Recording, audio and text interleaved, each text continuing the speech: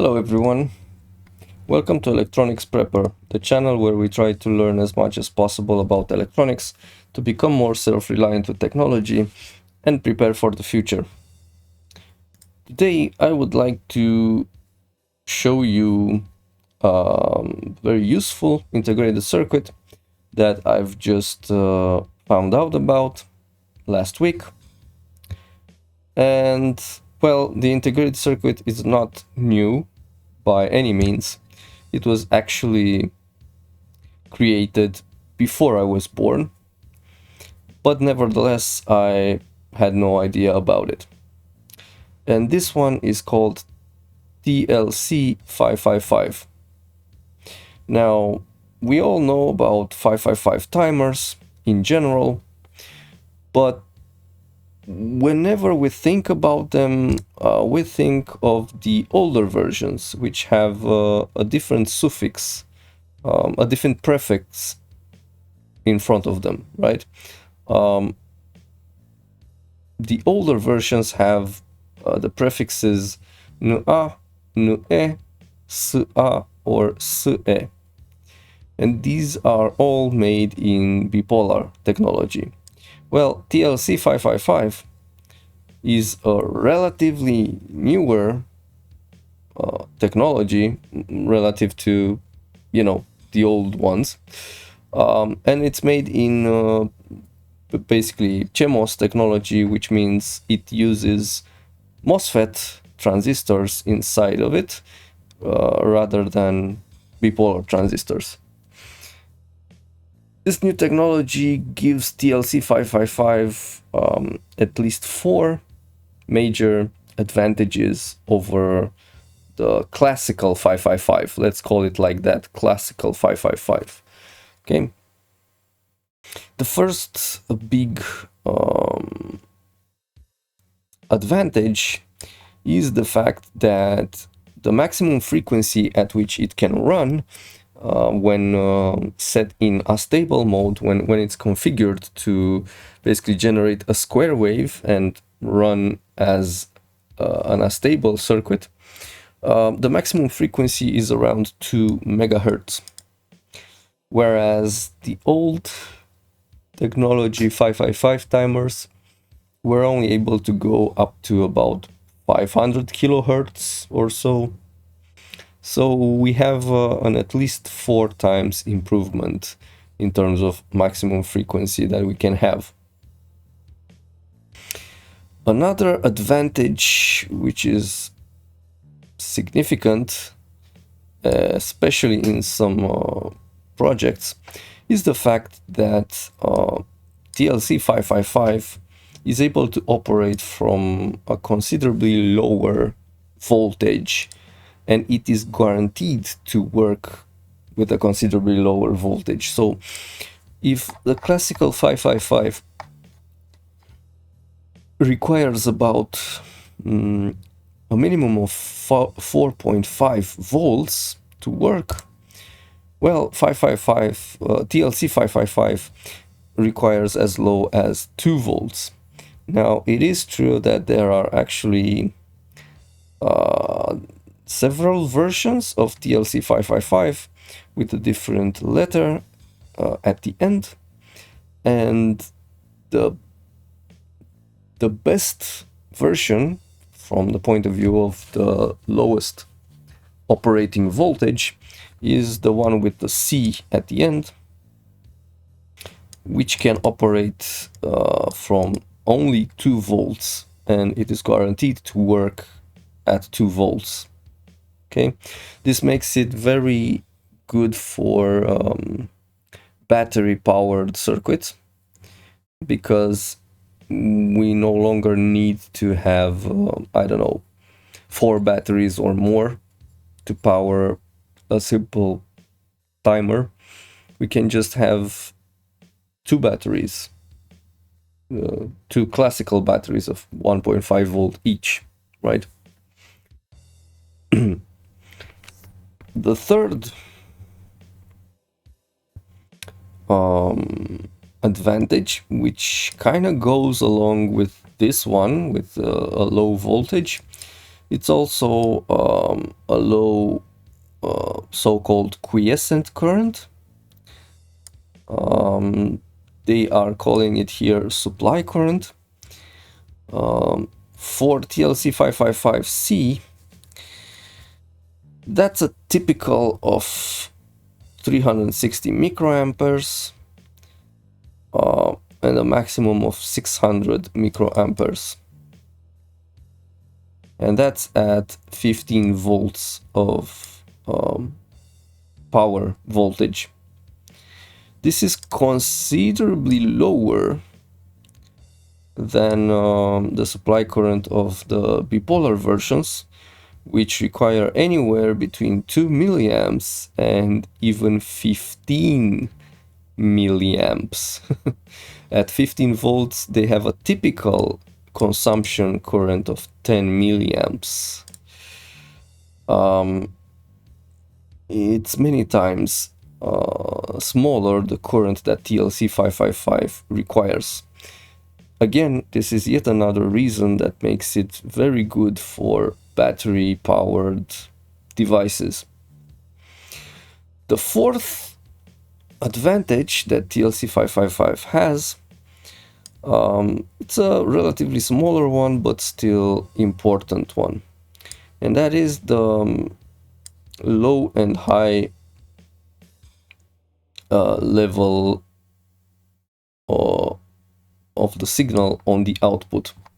So if we see here for 2 volts power rails, the high level output voltage can be as high as 1.9 volts and as low as 1.5 volts at TLC555C.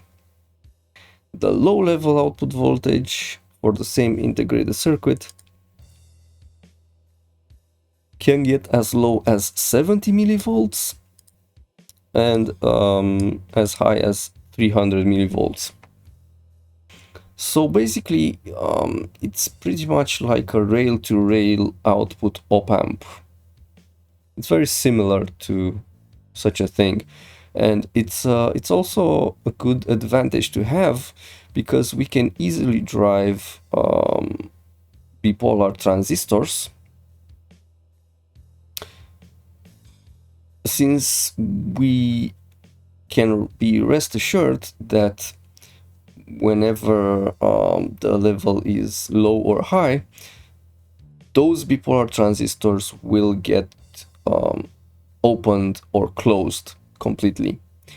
They will never stay opened somewhere in between, because the base emitter voltage cannot be made small enough, you know. So yeah, so these are the 4 advantages that I see TLC555 has over the classical 555 integrated circuits. Before I go on and I'll show you the circuit that I've created for myself, let me just remind you that I've also discovered that there is also a 556 circuit, integrated circuit, and a 556 integrated circuit is nothing but an integrated circuit that has 2 555 timers in the same package. Okay, and we have both TLC555 556 as well as the older versions of 556. Okay, so this can be useful if in the same project we need to have 2 different timers. Instead of actually using 2 555 timers, we can just use a 556 integrated circuits, because it's essentially the same, but it occupies less space, right? So now, with all that being said, let me show you what kind of circuit I have designed just to test, to bring the 555 to its maximum frequency and see that it works. And also, I've thought about this circuit for the purpose of having a way to change the duty cycle of the output signal, but without changing the frequency too much. The classical way of creating an astable with 555 is by having two resistors placed in series with a capacitor. Capacitor gets charged through both of those resistors, but gets to be discharged through only one.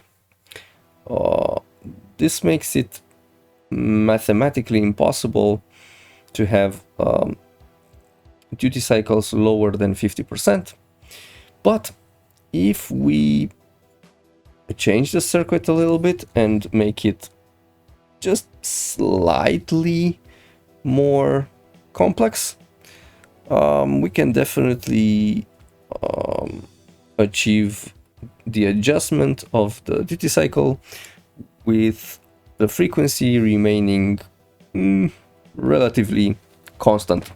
Okay, and this is basically what I have here. We have C2, which is the capacitor that gets charged and discharged, but we also have a couple of transistors just for the sake of generating higher current, and we have a signal that goes into semi-adjustable potentiometer and then into two different diodes. Basically, the way this works is that the capacitor will get charged through one of the diodes and one half of this potentiometer, this R1 potentiometer, while after that it will get discharged through the other diode and the other half of this potentiometer. Essentially, from a mathematical point of view, since the resistance of this potentiometer is fixed and it's the sum of the two halves, then the frequency should always remain constant, no matter where the middle point of this potentiometer will be. However, by adjusting the middle point, we can have the capacitor charge faster and discharge slower, or charge slower and discharge faster. And this is how things work. Let me just make a print screen so that I can show you. So basically we have two phases of this whole process. In phase 1, when we have one logic on the output of the 555 timer, of course, this means the output is very close. It's drawn very close to the positive rail. We have a current that is able to go to the base of T1. It will open it to the maximum. T1 will get into saturation and will allow current to pass through it. T2 will be blocked, okay, because its base will be very close to the potential of its emitter, and therefore it will not have that minimum base emitter voltage in order for it to get himself open. Which is great, because we want only one of these transistors be open at any given time. So T1 will conduct and current will flow through its emitter into the middle point of the R1 potentiometer. It cannot go through D1, but it can go through D2, and then it will reach the capacitor, which will begin to charge, of course. And the current will return to the negative power supply, okay? So this was phase 1, the phase of charging the capacitor C2. The second phase is the phase of the discharge. And to show you, just give me a moment to make a print screen. Now, in the second phase, we have zero logic on the output of the 555 timer. This means that the output is drawn very near towards the ground, okay? Since 555 will bring its output very near towards the ground, these two transistors will start to work in reverse.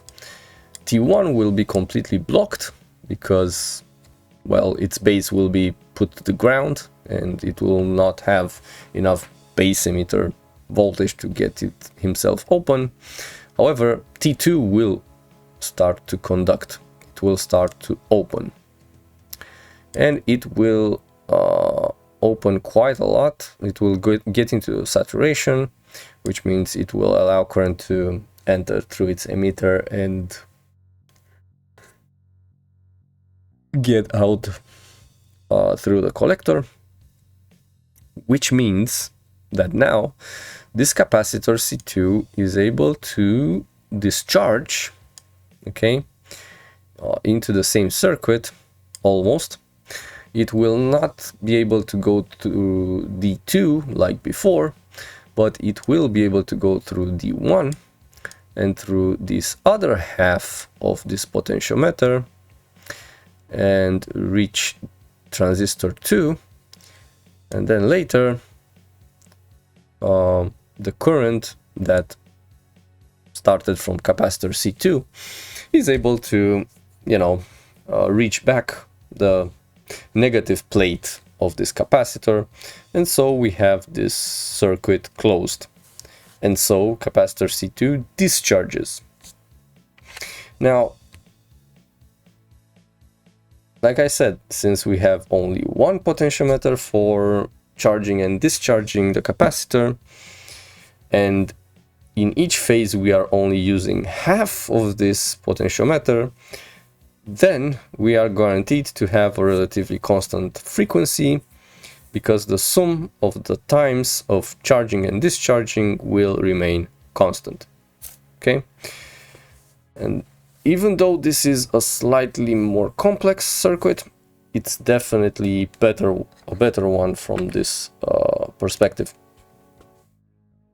The output remains, the output of the entire circuit remains identical with the output of the 555 timer itself, and it is a good idea to buffer it before you actually use it somewhere, okay?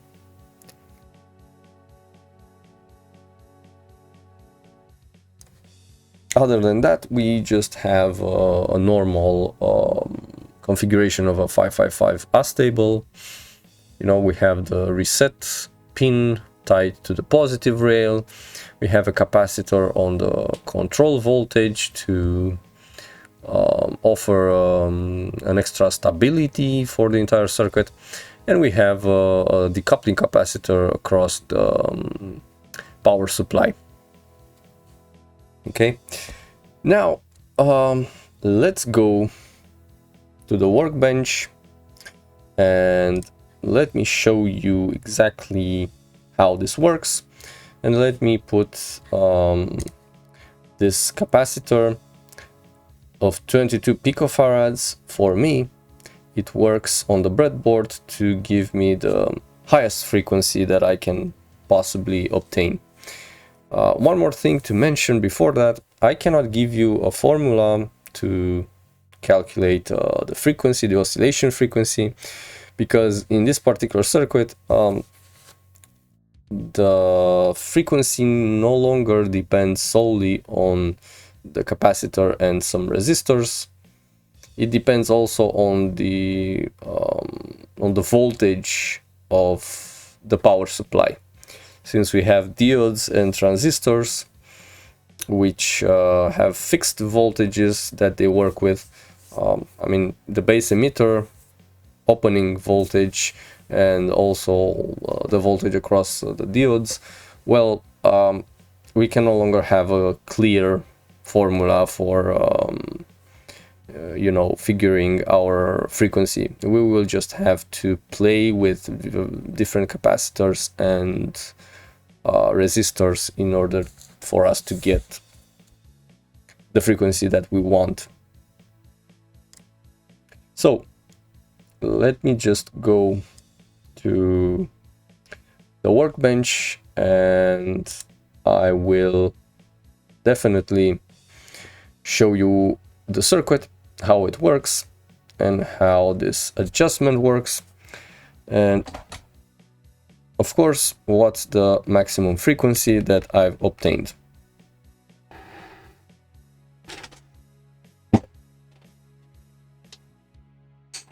Okay, so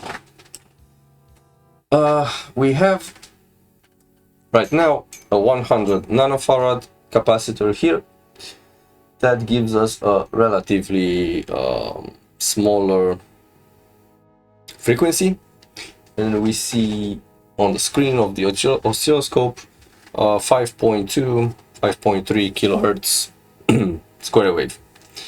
Now by adjusting this duty cycle potentiometer, I can have very small duty cycles from below 1%. Okay, and it is true that my frequency fluctuates a little, but not that much. I now have 5.8 kilohertz of frequency. I can adjust the duty cycle all the way to 99, over 99%. Okay, and the frequency doesn't shift all that much. Okay, I have 99.5% duty cycle and the frequency has gone to 5.8 kilohertz, which is definitely an increase, but not that big of an increase. Okay, from 5.2 to 5.8, it's an acceptable variation. Okay, so this is how this improved circuit works, and you don't get to have this through the classical double resistor plus capacitor. It's just impossible.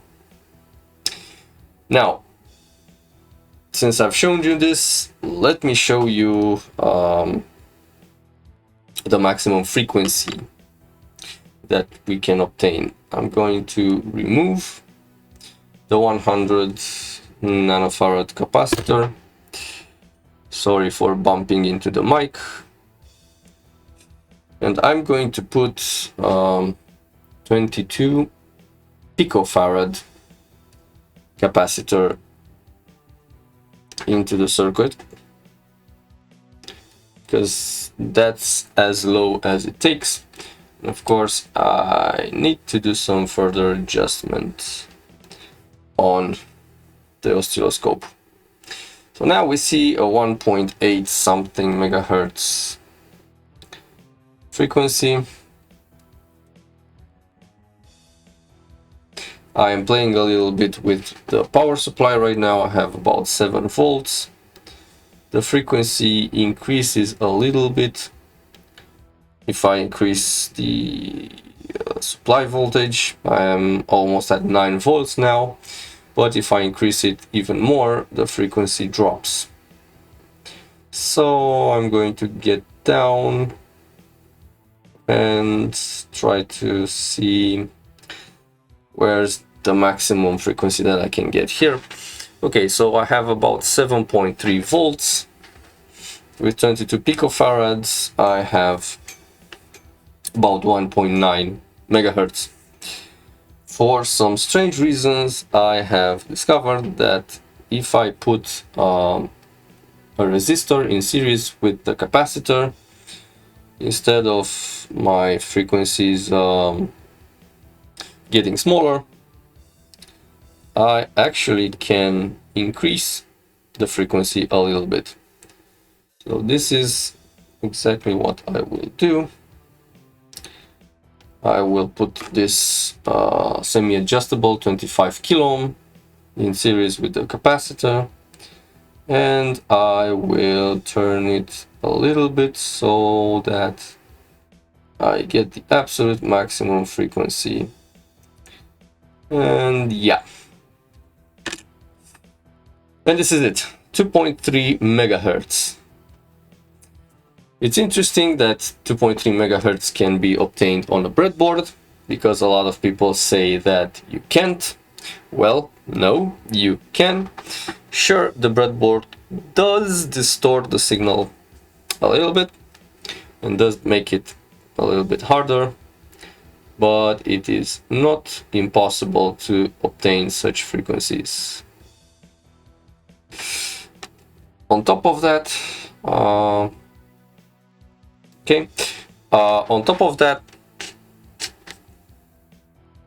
it's interesting to see that we can reach and even surpass the stated maximum frequency in the datasheet, and that the oscillation is pretty constant, pretty stable, so we can rely on it. Of course, the output signal is no longer a clean square wave. It has rounded corners a little bit, but it's not that bad. Also, while playing with the duty cycle adjustment potentiometer, at these high frequencies we see that we no longer have the luxury of going from 1 to 99%. At over 2 megahertz I can only go from about 49% to 67%. So I have a quite narrow range, but again, we are pushing the boundaries of this type of circuit, so it's not a wonder. Okay, so overall I find it good enough integrated circuit. It can prove himself to be useful. In the future, I plan to try to make a very rudimentary boost converter with it and use it as a control circuit. So stay tuned, I will come soon with that particular circuit and I will show it to you as well. So I hope you learned something useful from this video. In case you did not knew that 555 timers exist in CMOS technology, now you know. You just need to search for TLC555 instead of NE555 or NA555. Okay.